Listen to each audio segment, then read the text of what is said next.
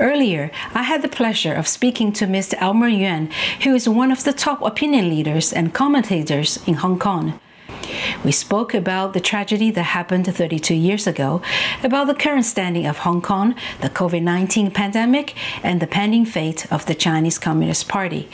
Get ready for some explosive insights from Yuen Papa. I'm Sharon, and this is Straight Talk.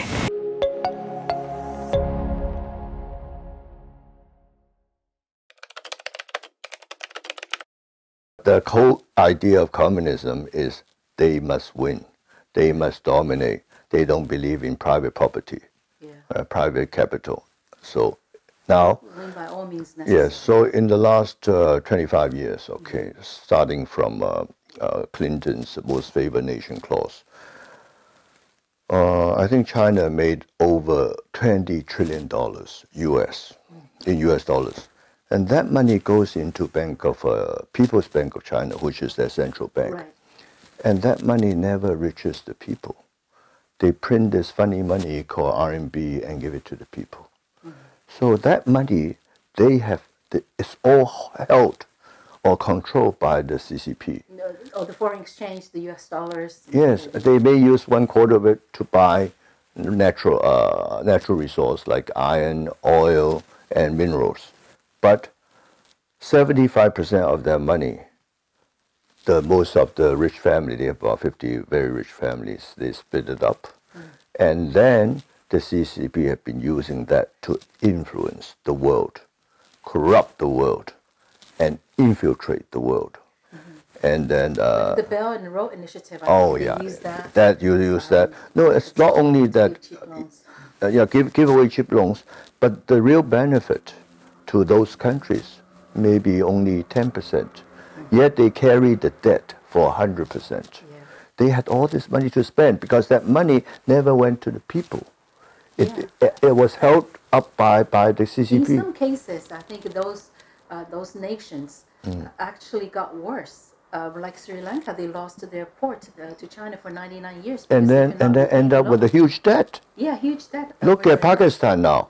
All right, what happened now? Let's say $100 million, a project $100 million. The fact may be only 10%, cost $10 million. Where are the $90 million? No, Pakistan officials, Chinese officials, go-betweens, and the Chinese banks get a kickback. So altogether, 90% got split. Only 10% spent on the project. Yet the Pakistani taxpayer or the people have to pay 100%, $100 million. That's the way it is. It's very standard. So this whole thing is a scheme that they can control Pakistan's economy because they have paid off so many people, all right? And they got the debt. They become the creditor for Pakistan. So Pakistan, unless USA, I'll bail you out. Otherwise, country like Pakistan becomes enslaved to China forever. That's their way. That's tyranny. I mean, and Xi Jinping is a tyrant. As simple as that. I mean, I don't know. Here, all the politicians speak very politely. They don't want to insult him. But the point is, the CCP or China, PRC today, People's Republic of China, is not a normal government. You remember the Soviet Union. Even till today, they're still doing dirty things, right?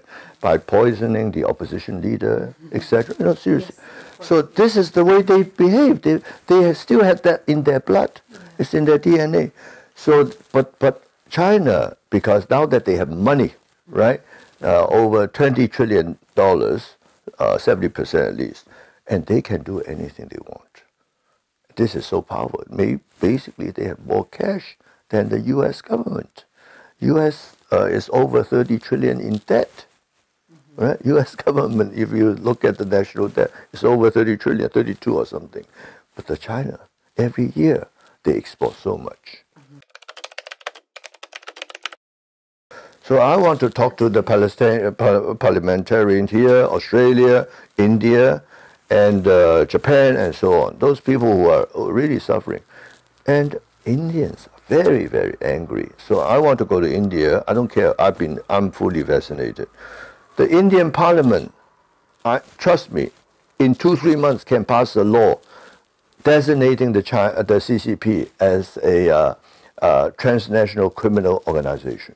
I think the more we talk about the transnational criminal organization, the communists, the more people talk about it. And if one country like India, if India passed a legislation calling the China as transnational criminal organization and put on 30% tariff on all the Chinese import, if one country start, the rest of the world will follow. We just, Australia is very brave. I want to go to Australia. I think Australia should go to World Court in Hague and sue the Chinese for covering up the pandemic, the viruses. Delay means covering up, right? Yeah. By WHO law, you have to tell the world in 24 hours if you have such a serious disease. And they delay from November to next year's March, 4 months. 4 months is very serious. What's happening today is all because of their covering up and delay. Never mind the weapon side, all right? That's hard to prove. They are very good in destroying evidences, and they never allow people to go to the crime scene. So that doesn't matter, okay. But delay is good enough. You're responsible. That's why people should levy 30% tariff on all your goods. And that's the way. If you take away all their money, then there's not much harm they can do. I'm going, for a country. So the Present Danger Committee asked me to travel around the world and then convince certain parliament to pass such a law. I see. And once such a law, one country passed, the rest will follow. And then, you can't do business. Once China become a transnational criminal organization, nobody can do business with them because all the people you sign contract with are members. And members means they're criminals. Right, so this is a whole. And why do you go to a country that's full of criminals? Right, they were using it on the U.S. soldiers at the military Olympics. They can also use it on the Olympians at the Winter Olympics. There's no safe place under. You don't work with them. You have to put them under quarantine. You have to put China under quarantine, not us. I talked to the State Department officials, very high-ranking, and they said, if we do that, we have to sever the diplomatic relationship. And a year ago, it's difficult. It doesn't sound right. But today, we're almost there. And once you sever, psychologically, people are ready. Right. Yeah. Today, because more people are waking up, so we should sever a diplomatic relationship. We should kick them out of UN, and then force them to give up communism. This is all because of communism. If this is run like Taiwan, Taiwan never does any harm to people. Hong Kong, Singapore, it's all Chinese anyway, right? We don't do harm to anybody except the CCP. So it's nothing to do with Chinese.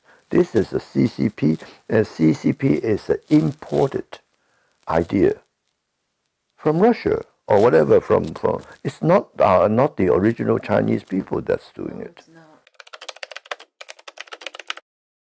And U.S. is helping. UK and Europe are waking up to help. Right, to help, and now suddenly they realize the enemy is China. Even Israel realized that the Jews were making so much money with Chinese Hollywood, Wall Street, big tech.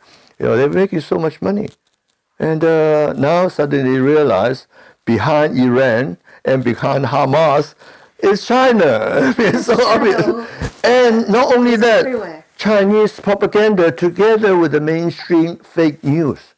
They have basically twisted Jews in the world realize the enemy is China. And now they're repositioning. That's why you can see the whole world is turning. All right, US, Europe, Japan, Australia, they recognize. The virus is one thing, but overall, China wants to dominate. They want to take over the world. Overall, there's a huge turnaround, and you have to give credit to Trump. Trump, for the last 2 years, has been calling the communists out. And so I believe by the end of this year, Xi Jinping would not dare to visit any foreign country, no more state visit, because he understands. The minute he comes out, everybody, all the people on the street will be shouting at him. Right? You have to come in by helicopter and out by helicopter. Seriously, because no way. And what's going to happen? They are on defensive, and they will be. I'm talking about months. They will be on the run. They will be isolated, and then we want to help. Now this is our opportunity to push them over the cliff.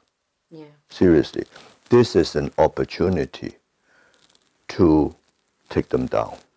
If we don't use this opportunity and let them come back again, then we are stupid. We are totally stupid. We should really, everybody should try their best, even in publicity, writing to your congressman, parliamentarian, and so on. Urge them. They must pay. Somebody must pay, and they must pay. And this kind of pressure, we put on this kind of pressure. I think Xi Jinping, they may change Xi Jinping with another leader, all right, which could be more softer to the world, right, softer leader. But then I think the world must insist, give up communism, and then we give up isolation. Otherwise, you'll be isolated and eventually kicked out of UN. It's not that far. It can happen. They can be kicked out of UN and then kicked out from world community. This is what we should do, because they are poison. See, I belong to this Committee for Present Danger, China, right? And we were doing this boycotting the Winter Olympics in Beijing. In the beginning, we said, oh, so difficult, all the big business, sponsorship, big money. Olympic is a business. It's not a sport, nothing to do with sports. Sport is just for appearance. So it's not possible. Then it started escalating. Our people was able to testify in the Congress, U.S. Congress, with other people, about 5 of them. And then now suddenly the Congress say any American company or American individual who participate in sponsoring the Beijing Olympics, the Winter Olympics, will not be doing business with the federal government. It's just, a law is coming through, and there's no question it will pass. So suddenly the tide is turned. They will never succeed. What happened is, I think the latest statistic comes out, over 70% of the people are against the Chinese regime. Japan even over 80%. So people elect their congressmen, and their congressmen make law. Law in a free world are policies for each country. You have to follow the law. So those politicians can be on the bribe, can take bribe, but they cannot go against the law, and they cannot go against the people. If they go against the people, next round they won't be elected, right? So that's why suddenly you can see the Biden changed, because they worry about the midterm next year, election next year. If they don't do anything, they're going to lose both houses. They will lose. So it's for a good reason, not attitude change. Because at the end of the day, democracy, the people, you have to listen to people. Right? And when the people are of course, it's so obvious, right? So the people said, if you don't do anything, we'll vote you down. Did you hear? Well, I also did a video on that. The Fudan University was trying to start Hungary, in Hungary, It's all their trick. But now everybody knows, because luckily, finally, people are waking up. So somebody like yourself is reporting.